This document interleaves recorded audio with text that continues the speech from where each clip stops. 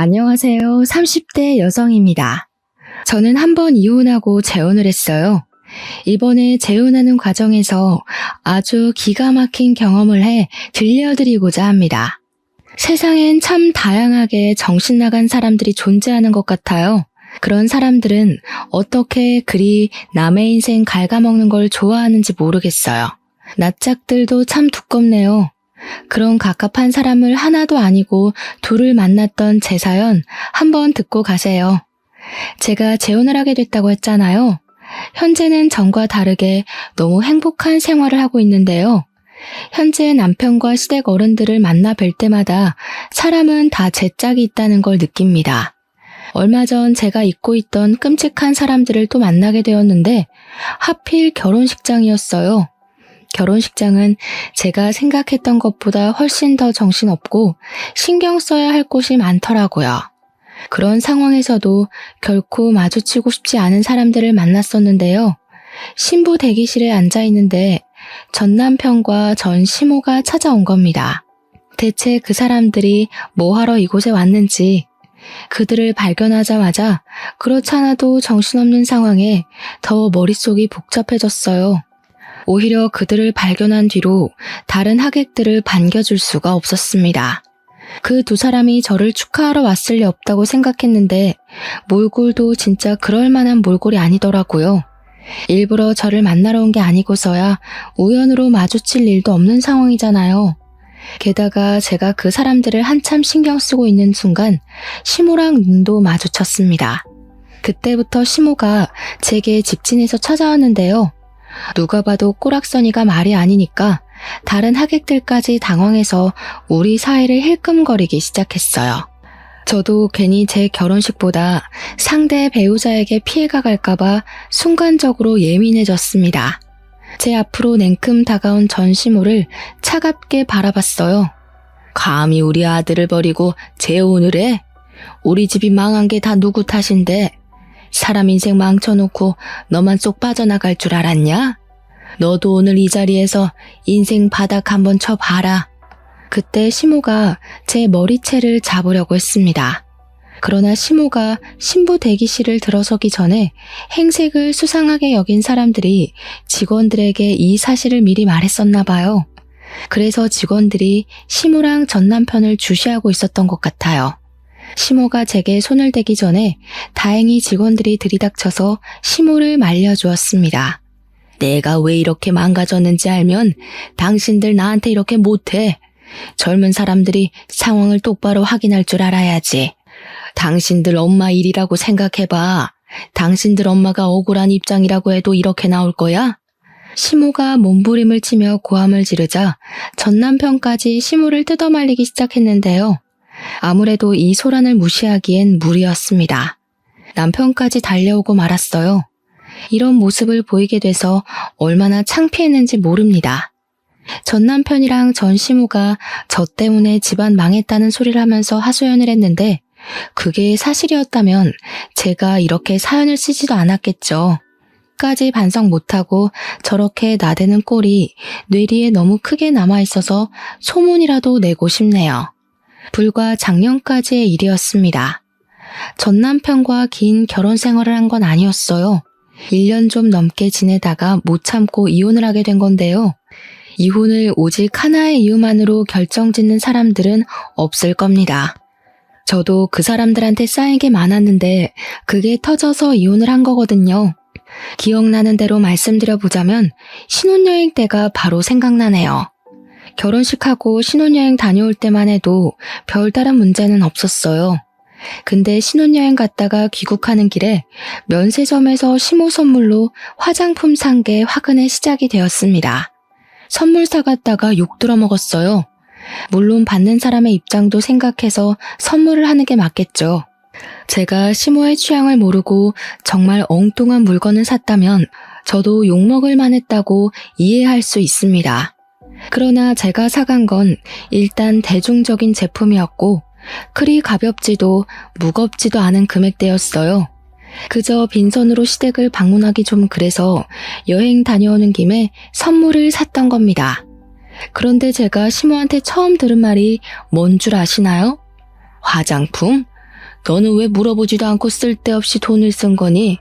센스 있는 며느리들은 시모 체면 세워준다고 명품 하나 해준다던데. 돈 많이 번다고 해서 득 좀 보나 했더니 씀씀이가 가난하기 짝이 없구나. 저를 타박하시더라고요. 선물도 보는 사람 앞에서 뜯어보는 것까진 괜찮지만 그 선물을 대하는 표정이랑 태도가 너무 꿀사나웠어요. 그날 처음으로 시모의 욕망 그득한 모습을 보았던 거예요. 그걸 보고 아차 싶었지만 저는 이미 신혼여행을 다녀온 새댁의 처지였습니다. 아무리 선물이 마음에 안 들어도 사온 사람 생각해서 제 앞에선 조심해줘야 하는 거 아닌가요? 나이 많다고 어린 사람 앞에서 예의 안 차리는 건 옛날 방식 아닙니까? 그 와중에 남편은 눈치 없이 자기 엄마 기분 상한 것만 생각하더라고요. 너무 뭐라 하지 마. 그래도 엄마한테 잘 보이고 싶어서 신중하게 고른 건데. 다음에 명품백이라도 사주겠지. 엄마 말대로 며느리가 진짜 돈 잘 벌잖아. 제가 평범한 회사원이지만 연차가 높아서 연봉도 좀 높습니다. 공무원 아니고 사기업에서 근무하고 있었어요. 남편이랑 당연히 서로 연봉 밝히고 결혼했습니다. 제 연봉 때문에 시모가 결혼 인사하던 제게 그렇게 잘해줬던 걸로 기억해요. 제가 자기한테 돈을 많이 쓸 거라고 생각했나 봐요. 아무튼 전 그날 이후로 시모한테 감정이 꽤 상해버렸습니다. 그렇게 무례하고 이중적인 사람은 처음 봤거든요. 남편한테 시모 행동에 대해 얘기를 해도 남편은 전혀 심각하게 받아들이지 않았어요. 오히려 제가 시모 마음을 이해 못해줘서 은근 속 좁은 사람 취급을 하더라고요. 처음이니까 남편의 말에 어쩔 수 없이 납득을 해줬습니다. 하지만 그 납득도 얼마 못 가 빠르게 걷어졌는데요. 도무지 제가 이해할 수 없는 일이 일어난 겁니다. 시댁에는 신우가 한 명 있는데요. 신우가 신혼여행 다녀와서 식구들 선물로 초콜릿을 사왔거든요. 근데 자기 딸내미라 그런지 초콜릿 하나에도 엄청 감동을 하면서 기특하게 여겨주더라고요. 그렇다고 제가 무슨 말을 한 건 아니었습니다. 그저 초콜릿을 받아서 바로 가방에 넣었을 뿐이었어요. 그런데 그걸 서운하다고 하면서 신우가 은근 저를 흘겨보더라고요. 너 지금 우리 애가 초콜릿 사왔다고 무시하는 거냐? 쓰지도 못할 화장품 사와서 처박아둘 바엔 언제든지 먹을 수나 있는 초콜릿이 낫지.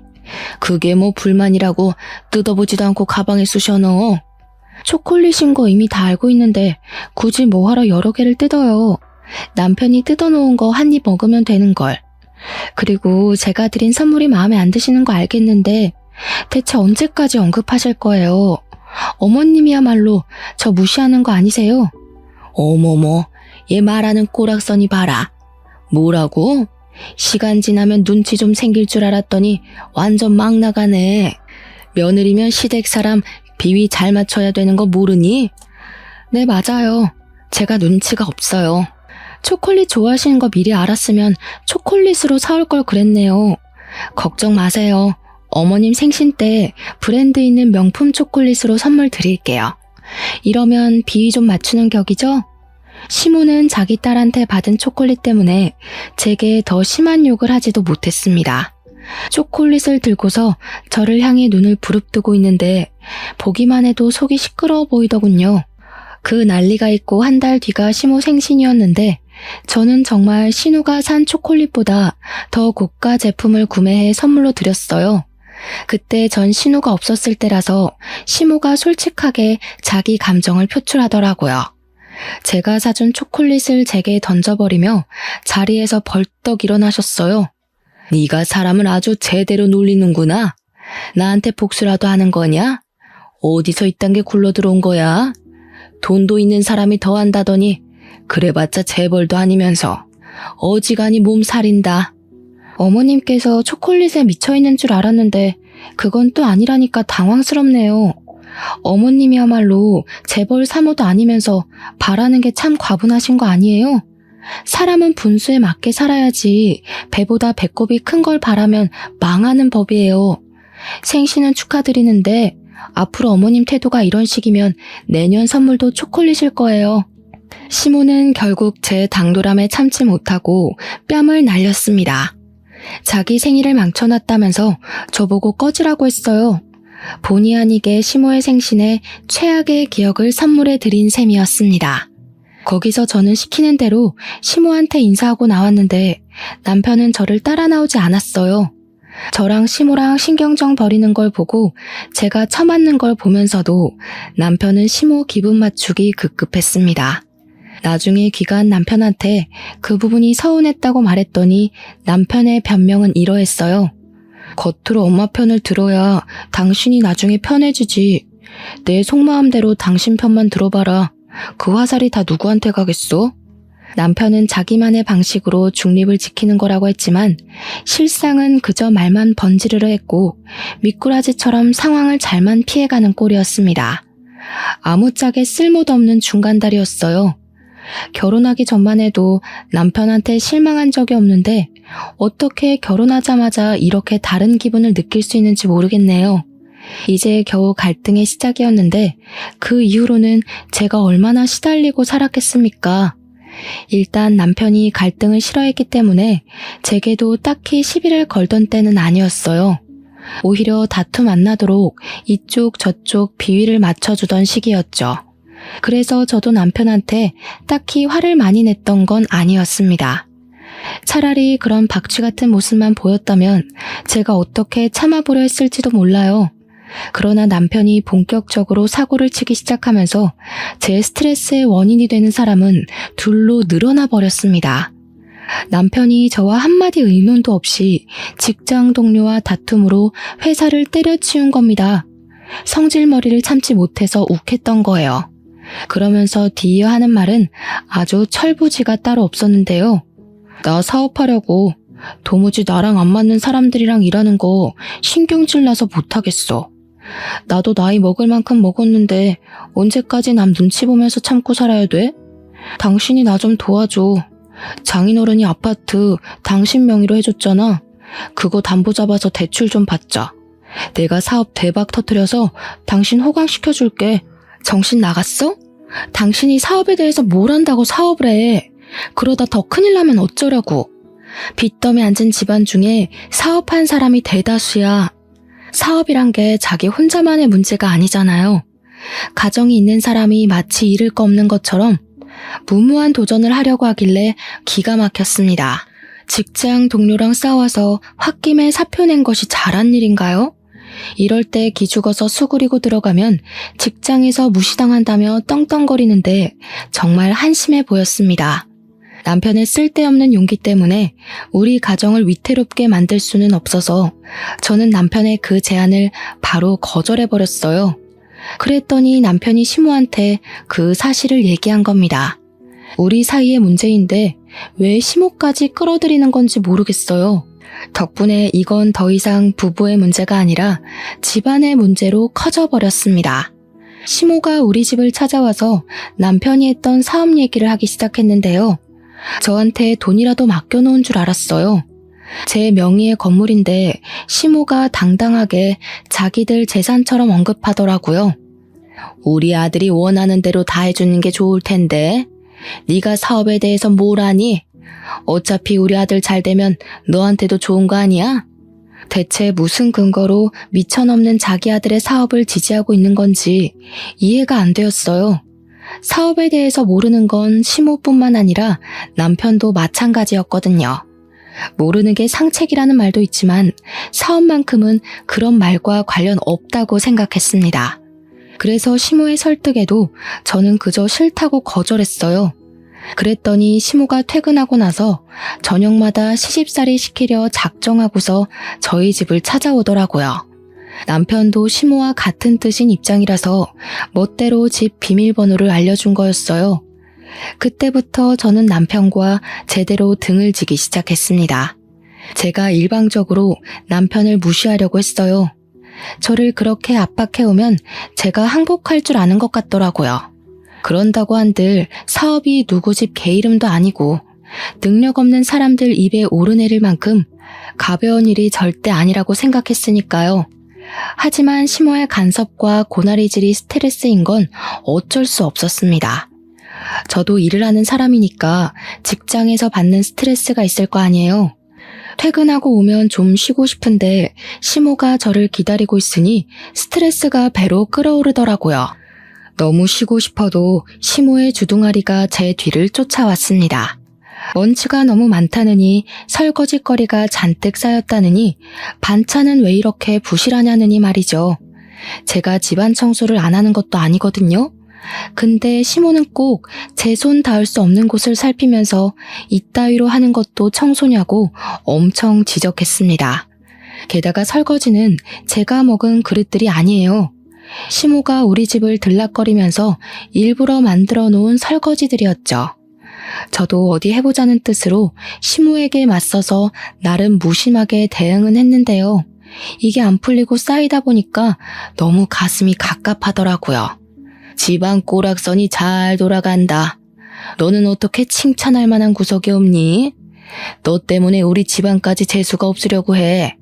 안 되겠다. 너 그냥 직장 때려치워라.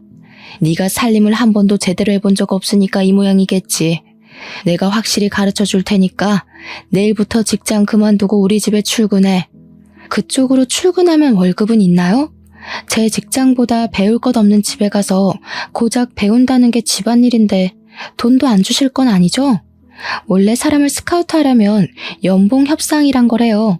뻔뻔하게 피 한 방울 안 섞인 저더러 가족인데 무슨 돈 타령이냐고 하실 건 아니길 바랄게요. 얘가 진짜 정신 나간 년이네.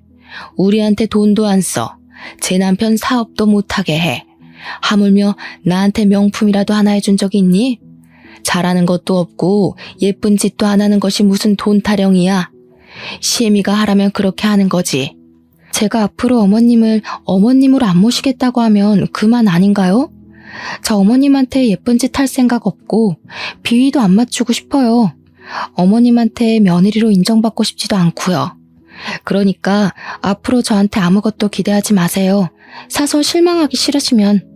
제 말에 시모가 또 눈을 부릅떠 보였는데 그거 무시하고 방으로 들어갔습니다. 안 그래도 시모가 가만히 있질 않고 따라오려고 하더라고요. 문 잠그고 쉬었어요. 안방에도 화장실이 있으니까 그곳에서 한참 씻고 나왔습니다. 방 밖에 조용한 것 같길래 문 열고 나가보니까 남편밖에 없더라고요. 제가 방에서 나오자 잠깐 외출했던 남편이 표정 굳은 채로 제게 다가왔어요. 나를 그렇게 못 믿을 거면 나랑 결혼 왜 했어? 우리가 남도 아니고 내가 무조건 성공시켜줄 수 있다니까. 왜 안 믿어줘? 나는 당신이 내조 못해도 아무 말 안 했고 우리 엄마한테 예의 없게 굴어도 최대한 참았어. 너는 네가 하고 싶은 대로 살아야 되고 나는 그러면 안 되냐? 와, 피해자인 척 잘한다. 네 말에 억울함은커녕 이기적인 내용밖에 없는데 어쩜 그렇게 손해보고 있는 얼굴을 할 수가 있어? 당신이 이렇게 연기 잘하는 사람인 줄 몰랐네. 어머님한테 들었는지 모르겠는데 나 진짜 마지막으로 경고하는 거야. 난 사업 절대 반대야. 제가 매번 똑같이 경고를 했더니 남편은 그렇게 저한테 항복하는 듯 했습니다. 더 이상 안 따졌거든요. 신혼집 비밀번호도 바꾸었어요. 시모한테 또 집 비밀번호 알려줄 생각이면 친정 가서 지내겠다고 했는데 그 뒤로 시모가 집을 안 찾아오더라고요. 시모한테 연락은 딱히 없었지만 시모 전화번호도 그냥 다 차단했습니다. 그리고 한동안 남편이 잠잠하길래 저는 그가 다시 취직 준비를 하고 있는 줄 알았어요. 일자리도 없는데 매일 외출을 하더라고요. 그런데 그마저도 제 착각이었습니다. 남편의 똥꼬집이 어디 갈 리가 없는데 아니랬어요. 그동안 남편은 사업에 단 1%도 미련을 못 버렸던 거예요. 결국 사업장을 차리게 되었다고 저한테 먼저 말을 걸더군요. 무슨 돈으로 했냐니까 시모가 시댁을 담보로 잡고 대출을 받았다고 하는 겁니다. 시댁 재산은 오직 아파트밖에 없거든요. 근데 비전 없는 남편한테 전 재산을 걸고 자금을 해결해 줬다네요. 벌써 사무실까지 다 꾸려진 상태로 제게 말을 하는 거였어요. 할 수 없이 저도 체념하고 들었던 것 같아요. 우선 정확하게 뭐 하는 사업인지 몰라서 물어봤습니다. 그런데 물어볼 때마다 남편이 이상하리만큼 예민하게 반응하는 겁니다. 왜? 내가 어디 음지에서 돈 벌어오는 걸까봐? 네 돈 빌려서 하는 것도 아닌데 아직도 의심이 많다? 어차피 넌 말해줘도 모르는 사업이야. 남자가 하는 일에 일일이 신경 쓰지 마. 그래, 알아서 잘해봐. 나한테 도와달라고 손만 안 벌리면 돼. 나 분명 말렸는데 무시하고 시작한 건 당신이니까 내 탓도 하지 말고. 남편은 아주 자신감이 넘치는 상태였습니다. 대체 무슨 일을 하길래 저렇게 성공을 보장하는 건가 궁금하기도 했어요. 그렇지만 더 물어보진 않았습니다. 굳이 가라앉힌 갈등을 다시 들추고 싶지 않았거든요. 그렇게 불안감만 안고서 시간을 보냈는데요. 의외로 남편 사업이 정말 잘 되는 건지 돈을 꽤나 버는 것 같더라고요. 사업 시작한 지 2달 만에 생활비만 무려 월 300만 원씩 턱턱 갖다 주는 게 아니겠어요? 이렇게 큰 돈은 어디서 났어? 정말 당신이 사업해서 벌어온 돈이야? 그렇다니까. 이제야 남편 능력 좀 믿겠냐?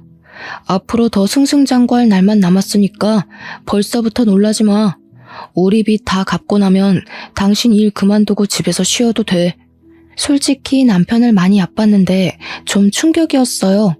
정말 사업이 더 잘 맞는 사람이었나 싶었고 그동안 사업을 말렸던 제가 잘못 판단했던 거라 생각하기까지 했어요. 어떤 사업을 하는지는 그때까지도 몰랐지만 좋은 게 좋은 거지 하고 생각해서 남편이 주는 생활비를 고스란히 받았습니다. 마치 부자가 된 것처럼 행복하게 사치를 부렸고 먹고 싶은 거 다 먹어가며 펑펑 썼죠. 남편 일이 잘 풀리자 시모와의 관계도 저절로 회복이 되었는데요. 시모는 저에게 남은 앙심이 큰지 마치 재벌 사모라도 된 것처럼 저한테 자부심을 부리기 시작했어요. 그게 저의 심기를 불편하게 만들었고 자기 아들 믿고 제게 함부로 하기만 하는 시모한테 점점 질려갔습니다. 그 와중에 짜증났던 건 남편이 또 시모한테 집 비밀번호를 알려줬다는 거예요. 내 아들 돈으로 펑펑 놀고 먹는다면서? 네 돈 주기는 싫고 내 아들 돈은 쓰고 싶나 보지? 그렇게 돈 좋아할 거면서 뭐하러 쎄님인 척 딱딱하게 굴었대? 앞으로 우리 아들이 돈 필요하다고 하면 군말 없이 대줘라. 알겠니? 제 돈을 왜 어머님이 이래라 저래라 하세요. 그때 돼서도 결정은 제가 해요. 그리고 사업은 길게 보는 거지 시작 때 성공했다고 쭉 성공하리란 법 없잖아요. 벌써부터 긴장 놓지 마세요. 남편이 돈을 많이 벌어다 주니까 시모 입장에선 제가 그만 꼬리를 내리고 넙죽 엎드려야 한다고 생각한 것 같아요. 저도 남편이 생활비를 많이 가져다 주면 좋죠. 그런데 그걸로 비굴해지긴 싫거든요. 그래서 저만의 소신을 끝까지 굽히지 않았던 건데 시모가 그게 마음에 안 들었나 봐요. 아들이 자기의 유일한 방패막인지 제 행동을 과장해서 남편한테 고스란히 말하더군요. 남편 역시 제 편은 아니었어요. 남편도 돈 때문에 제가 굽히고 들어오길 바랬습니다. 자기 돈 많은 걸 자꾸 내세우면서 허세를 엄청 부렸고요. 자기 엄마 무시하냐고 엄청 많이 발끈했어요. 두 사람의 갑질이 기분 나빴지만 그래도 남편이 생활비를 많이 주니까 그냥 참았어요. 그렇게 날을 보내던 어느 날이었어요. 갑자기 남편과 싸웠다던 그 직장 동료가 제게 따로 연락을 해온 겁니다. 너무 느닷없는 발신자라서 아무 생각 없이 받았는데요. 그 동료 직원한테서 놀라운 사실을 들었어요. 남편이 회사에서 잘리게 된 이유를 설명해 주더라고요. 저는 남편이 동료 직원이랑 싸워서 스스로 사표를 낸 걸로 알고 있는 상태였는데 동료 직원이 말하는 건 달랐습니다. 남편이 휴대폰으로 코인하다가 상부에 들켜서 잘렸다는 말을 하더군요. 회사를 나가서 더 자유롭게 코인을 하고 다닌다고 했어요. 알고 보니 남편이 제게 주는 엄청난 생활비를 코인으로 벌어주고 있었던 거예요. 머리끝까지 소름이 돋았고 얼마나 화가 났는지 몰라요. 너무 큰 배신감이 느껴졌지만 일단 남편에게 티는 안 냈습니다. 불같은 성격의 남편이 무슨 짓을 더 할지 모르니까요. 이걸 어느 타이밍에 어떻게 밝히는 것이 좋을까 생각만 하며 며칠을 보낼 때였습니다. 어느 한날 갑자기 남편이 사업 자금이 더 필요할 것 같다며 제게 2억을 요구하더라고요. 원래 더 큰 성장을 하려면 사업장을 넓혀야 되는 법이야. 지금 내 사업 한참 잘 되고 있고 더 잘 될 수 있는데 자금이 부족해서 발전이 안 돼. 그러니까 당신이 좀 보태줘.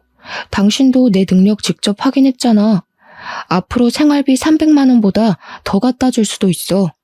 그 말을 나보고 믿으라고? 망해서 2억이 필요한 건 아니고? 내가 분명 나한테 손 벌릴 생각하지 말라고 했지.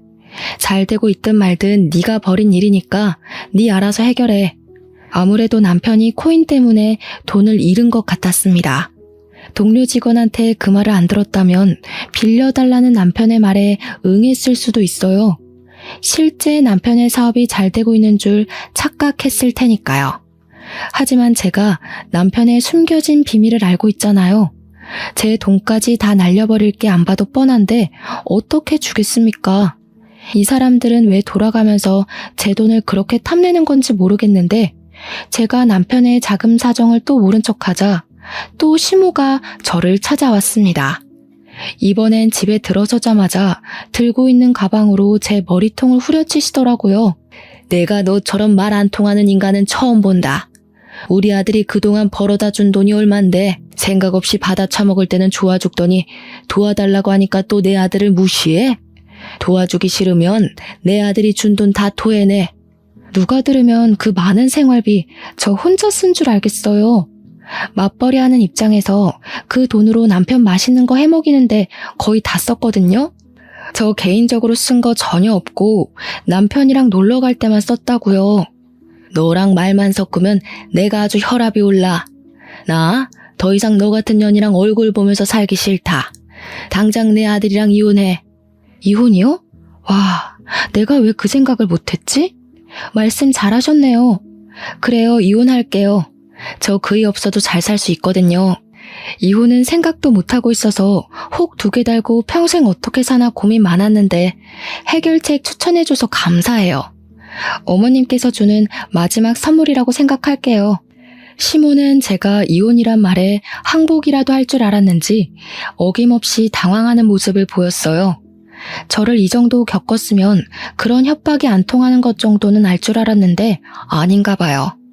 그렇게 원하는 이혼을 해주겠다니까 시모는 결국 더 말하지 못하고 씩씩거리기만 하다가 돌아갔습니다. 그리고는 자기가 알아서 1억을 더 담보대출 받아서 해줬어요. 대단한 아들 사랑이라고 생각했습니다. 저는 빚더미 앉기 전에 그만 이 집에서 도망을 가는 게 좋을 것 같았어요. 그래서 남편이 시모한테 이혼 얘기 전해 듣고 왔길래 번복 없이 미리 준비한 합의서를 건네주었습니다.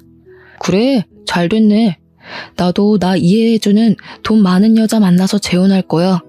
나중에 나 놓친 거 땅을 치며 후회하게 될 거다. 남편의 원망을 기분 좋게 들어준 저는 그대로 깔끔하게 합의 이혼을 하였습니다.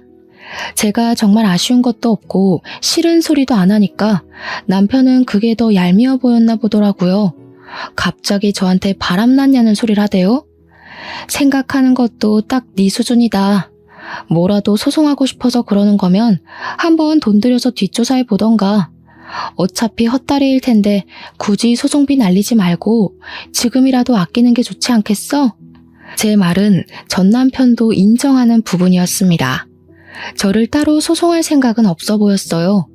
아무튼 저는 그제야 지긋지긋한 돈 타령에서 벗어날 수 있었습니다. 생각보다 깔끔한 이혼이어서 만족스러웠어요. 이혼을 하는 순간에도 시모는 얼굴을 비추지 않았는데요. 아무래도 자존심 때문에 제게 인사 따위 하고 싶지 않았나 봐요. 끝까지 며느리로 인정 안 한 거나 마찬가지겠죠. 그러거나 말거나 어떻게 생각하든 더 이상 제 삶에 그들을 끼워넣고 싶지 않았어요. 이제 다시 솔로의 삶을 얻었으니 행복할 일만 만들고 싶었습니다. 제가 이전부터 세계 일주하는 게 꿈이었는데 생각도 정리할 겸 시기가 딱 적당한 것 같더라고요. 그래서 이혼하자마자 가장 먼저 시행한 것이 바로 여행 티켓부터 끊는 거였어요. 시간이랑 경비 때문에 세계 일주까진 못하고 아시아권만 돌았습니다. 세상 사는 게 이렇게 재밌고 행복하다는 걸 그때 처음 느꼈어요. 한국으로 돌아올 때쯤엔 막대 먹은 두 모자는 이미 제 머릿속에서 지워진 상태였습니다. 한국 와서도 저의 행복한 시간은 쭉 이어졌어요. 늘 배우고 싶었지만 마음에 품고만 있던 수영도 정기권을 끊었고요. 퇴근하고 집에 가면 영화 한 편 보면서 행복함을 느꼈습니다. 이혼만이 제가 사는 길이었는지 좋은 일은 끊임없이 이어졌어요. 저 이혼하고 얼마 안가 승진도 했잖아요. 어쩜 이렇게 행운만 따르는지 모르겠어요. 제가 결혼한다고 직장 그만뒀으면 어쩔 뻔했습니까? 행복한 시간이 길어질수록 과거의 상처는 더 빨리 잊혀갔는데요. 어느 날 직장에서 제휴 맺은 리조트에 할인가로 갈 수 있다는 공고가 올라왔어요. 휴양지를 좋아했던 저는 당장 신청했습니다. 혼자 놀러가서 그동안 배웠던 수영 연습도 했었어요. 그런데 그곳에서 그만 사고가 나버린 겁니다. 수영하다가 쥐가 내려서 그대로 물속에 빠져버렸어요. 물에서 쥐가 나면 왜 큰일 난다고 하는지 그때 강하게 느꼈습니다. 제가 아무래도 앞으로의 운을 그날 다 쓴 게 아닌가 싶은데요. 제가 빠진 순간 저 혼자 있었던 게 아닌지 어떤 남자가 저를 바로 구해주었어요. 그런데 거기서 끝난 게 아니라 그 남자와 의외의 인연이 돼서 통성명을 하게 되었습니다. 대화를 하다 보니 알게 된 건데 그 남자는 한 회사에 사장을 하고 있는 사람이었어요. 아빠한테 회사를 물려받은 지 2년이 되었다고 하더라고요. 저랑 또래였는데 벌써 오너 자리에서 큰일을 하고 있다니까 존경스러웠습니다. 그 뒤로 여행하는 동안 그 남자와 연락을 많이 했어요. 솔직히 그 남자가 무슨 마음으로 그러는지 알겠더라고요. 그의 마음이 좀 부담스러웠는데 그건 지난날의 상처가 떠올랐기 때문이었어요. 두 번 다시 남자를 사귀고 싶지 않았거든요. 혼자가 편하다는 걸 알았고 결혼은 제게 아무짝에 쓸모없는 문화라는 것도 알았으니까요. 그래서 제 마음을 솔직하게 말씀드렸어요. 하지만 그 리조트 남자분이 쉽게 물러나질 않더라고요. 자신이 은인이라는 이유로 계속 밥 한 끼 하자며 연락을 지속했습니다. 원래 은인이랑은 평생 가야 하는 거라는 농담까지 하면서요. 저보고 친구로만 지내도 좋으니까 연락만 하자길래 할 수 없이 만남을 이어갔죠. 그렇게 마지못해 연락하다가 마음이 움직여서 연애까지 하게 된 겁니다. 사귀기까지 한 2년은 걸렸어요. 그동안 기다려준 남자에게 감동한 부분도 있어서 마음이 움직였던 것 같네요. 그분은 제가 이혼한 여자라고 해도 개의치 않아 하더라고요. 그것도 좀 신기하긴 했어요. 그리고 그 남자도 한번 갔다가 온 남자라고 했습니다. 전처가 의부증이어서 이혼했다고 하더라고요. 차라리 잘 됐다고 생각했어요. 저만 이혼녀 입장이면 남자한테 너무 미안할 것 같았거든요. 서로 이혼의 상처를 보듬어 줄 수 있으니까 제 마음이 더 열렸던 것 같습니다. 그렇게 연애 2년 만에 갑자기 이 남자와는 진짜 잘 살 수 있겠다는 마음이 들었어요. 정말 위험하게도 결혼의 감정이 들었다는 거죠. 취미생활도 비슷했고 제가 뭘 하던 전부 이해를 해주니까 한 번도 느껴본 적 없는 다정함을 많이 느꼈습니다. 그 남자 옆에 있으면 마음이 저절로 따뜻해졌어요.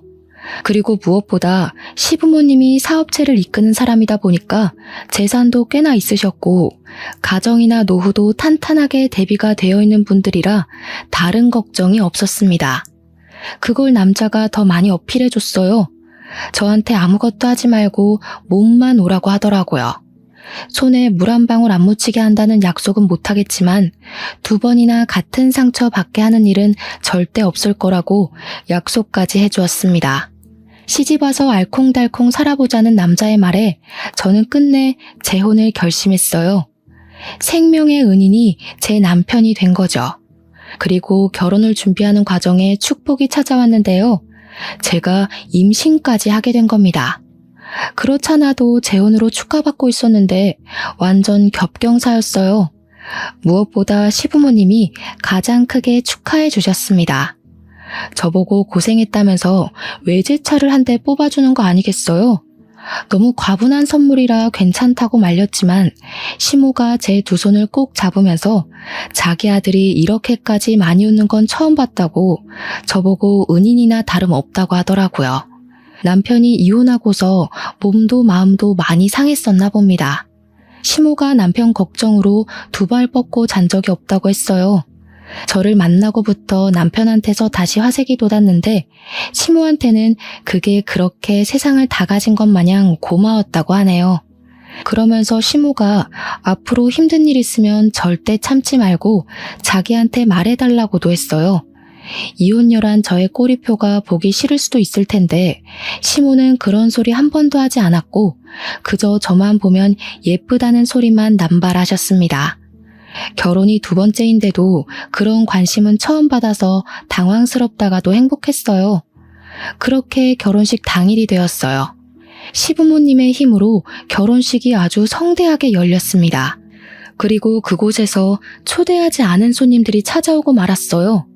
너무 기쁜 날에 제 기분을 다 망치는 두 사람이 나타나고 만 겁니다. 바로 전 남편과 전 시모였어요. 이혼하고 처음 보는 자리였는데 그게 하필 제 결혼식이었네요. 상상만 해도 최악이지 않습니까? 아무튼 멀찍이 있는 그들을 먼저 발견한 저는 처음부터 아는 체를 하지 않았어요.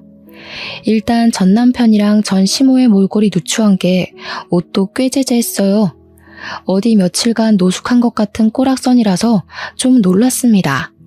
딱 보니까 전 시모가 뒤늦게 전 남편한테 투자한 전 재산마저도 날린 것 같은 모습이었어요. 그렇게 그들을 몰래 쳐다보다가 전 시모가 저랑 눈이 딱 마주쳤을 때 신부 대기실로 쳐들어온 겁니다. 앞서 말씀드렸던 것처럼 시모는 저 때문에 인생 망했다고 제 손에 들린 부케를 내던지며 말을 했죠. 결국 전 남편과 재혼할 남편까지 신부 대기실로 다 모이는 상황이 발생했어요. 남편에게 이 꼴을 안 보이고 싶었는데 얼마나 수치스러웠는지 모릅니다. 남편은 제게 왜 그러냐고 이 사람들이랑 무슨 사이냐고 묻길래 저 솔직히 말해줬습니다. 내 전 남편과 전 시모라고 말이죠. 그러니까 제 사정을 다 아는 남편의 인상이 세게 구겨지더라고요. 남편이 전 남편한테 한마디 하려고 했는데 그 순간 아무 말도 못하고 다시 입을 닫아버렸습니다. 남편은 전 남편이 아닌 전 시모를 한참 보면서 무언가를 떠올리는 표정을 하였어요. 그러다가 생각하려던 게 떠올랐는지 남편이 저한테 귓속말을 하더라고요. 우리 회사 화장실 청소하시던 아주머니 같은데 내가 이력서 보고 뽑았던 기억이 있어. 남편 얘기를 듣자마자 말도 안 되는 소리라고 생각했어요. 남편이 다른 사람이랑 착각한 게 아닌가 싶었습니다. 왜냐하면 전 시모는 허리가 안 좋다며 집에서 쉬기만 하는 사람이었거든요. 절대 나가서 굳은 일을 할 위인이 못 됩니다. 전 남편이 일자리 잘려서 생활비랑 용돈이 없을 때도 절대 바깥일을 안 했던 사람이었어요. 그런데 청소라니 당연히 남편이 착각했다고 생각했죠. 하지만 전 시모 반응은 좀 눈길이 갔습니다. 눈에 띄게 남편을 모른 체 하려고 하더라고요. 그때 남편이 제게 귓속말로 쐐기 박는 소리를 했는데요. 아니야, 맞네. 아들이 코인으로 쫄딱 망해서 노숙하고 있다고 제발 도와달라 그랬었어. 담보대출을 많이 해서 집을 잃었다고. 얼마나 사정했는데 그때 저 아줌마 보면서 참 불쌍한 인생이라 생각했었다고. 남편의 말이 맞았어요. 역시 그 두 사람은 코인 때문에 재산을 날려서 알거지가 된 거였습니다. 도무지 방도가 없던 전 시모가 결국 자기 고집을 꺾고 일자리를 구했나 봐요. 나이 70살 먹었어도 돈이란 건 죽을 때까지 없어선 안 되잖아요. 허리도 안 좋은 전 시모는 어쩔 수 없이 아들 대신 생활비를 벌고 있는 사정이었던 거예요. 그게 하필 남편의 회사라는 것이 정말 기상천외한 일이었습니다. 저랑 남편이 계속 속닥거리자 전 시모가 뿔이 났는지 제게 또 한 번 소리쳤는데요. 남편이 제 앞을 든든하게 막아주고 있어서 무섭진 않았습니다. 우리 아들은 피눈물 흘리는데 넌 아주 낯빛이 좋다. 어디서 남자 하나 후려서 인생 펴볼 작정인가 보지? 내가 내 아들 인생 망친 년 행복하도록 가만둘 것 같니? 넌 잘못 걸렸어. 내가 뭔 짓을 해서든 네 인생도 우리 아들처럼 만들어줄 거야. 왜 남 탓이세요? 그쪽 아들 그렇게 된 건 그쪽 탓이잖아요. 그쪽이 돈에 미쳐가지고 되지도 않는 사업하겠다는 아들한테 투자만 안 했어도 노숙 신세는 안 됐을 거 아닌가요? 그래, 말 잘했다. 너 우리 아들 코인인가 뭔가 하는 거 알았던 거지? 그래서 우리한테 복수하려고 몰래 쏙 빠져나갔냐? 미리 알았으면 뜯어말릴 생각을 해야지 어떻게 홀라당 집까지 팔아먹게 만들 수가 있어? 부부였으면 그 정도 책임은 같이 져야 되는 거 아니니? 잘 되면 내 탓, 안 되면 남 탓하는 건 여전하시네요. 그래서 제가 하지 말라고 말렸던 거 기억 안 나세요? 그때도 사람 하나 잡아먹을 것처럼 돈 달라고 소리 지르더니 된통 당해보니까 대체 왜 그랬을까 싶어요? 저 복수한 거 맞아요. 하도 모자가 말귀를 못 알아듣고 허황된 꿈에 미쳐있길래 제발 정신 차리라고 현실 좀 경험하게 해줬을 뿐이에요. 대신 앞으로는 사업 안 할 거잖아요. 좋은 경험 배운다고 생각하세요. 그때 전시모가 바닥에 떨어져 있는 부케를 냉큼 줍더니 저한테 던졌습니다. 그걸 남편이 막아주지 않았다면 얼굴을 맞았을 거예요. 남편은 날라온 부케를 붙잡고서 전시모한테 성큼 다가갔어요. 그리곤 제게 귓속말로 얘기했던 사실에 대해 물었습니다. 청소 아주머니 맞죠? 저 모르겠어요? 아줌마가 하도 무릎 꿇고 빌길래 제가 취직시켜준다고 했잖아요. 평생 은인으로 모시겠다고 하더니 은인 얼굴도 못 외우고 은인 결혼식 망치러 온 거예요? 뭐? 이 사람은 무슨 소리라는 거야? 저런 년 인성 하나 못 알아보는 사람을 은인으로 둔 적 없거든요. 그럼 확인시켜 드릴게요. 오늘부로 해고니까 이제 출근 안 하셔도 돼요. 근로법에 신고해도 소용없어요. 그동안 같이 일하신 분들이 아줌마 일 더럽게 못하고 지각을 밥 먹듯이 한다고 하소연 많이 하더라고요. 근로자가 문제면 노동협회에서도 사장들 손들어주는 거 알죠? 그제야 전 시모의 얼굴이 새빨개지더니 안절부절 못했습니다. 남편한테 싹싹 빌고 싶은데 제가 있어서 체면을 차리는 것 같았어요. 결국 한마디도 못하고 전 남편을 데리고 도망가 버리는 거 아니겠습니까? 자기도 쪽팔린 줄은 아는가 봐요. 그 초라한 뒷모습을 보는데 제가 미처 해결하지 못했던 체증이 이번에 싹 내려가 버렸네요. 그날의 그 모습을 마지막으로 더 이상 둘을 만난 기억은 없습니다. 남편 말로는 전 시모가 알아서 회사를 그만뒀다고 하더라고요. 역시나 제게는 자존심을 굽히고 싶지 않나 봅니다. 생계가 어려운 와중에 체면이나 생각하다니 아직도 정신 못 차린 게 분명하네요. 아무튼 저는 남편의 제안으로 휴직을 일찍 내고 집에서 쉬고 있는 중이에요. 남편이 계속 몸이 힘들면 일 그만둬도 된다고 하고 싶은 일 하면서 지낼 수 있게 작은 가게도 차려준다는데 남편한테 그런 부담은 주기 싫어서 여전히 거절 중입니다. 어쨌든 제 인생의 원흉을 도려내니까 이렇게 행복할 수가 없어요. 역시 사람은 저마다 짝이 있는 것 같습니다. 다들 함께하는 사람이 꼭 영혼의 짝이길 바래요. 그럼 이만 끝내겠습니다. 감사합니다.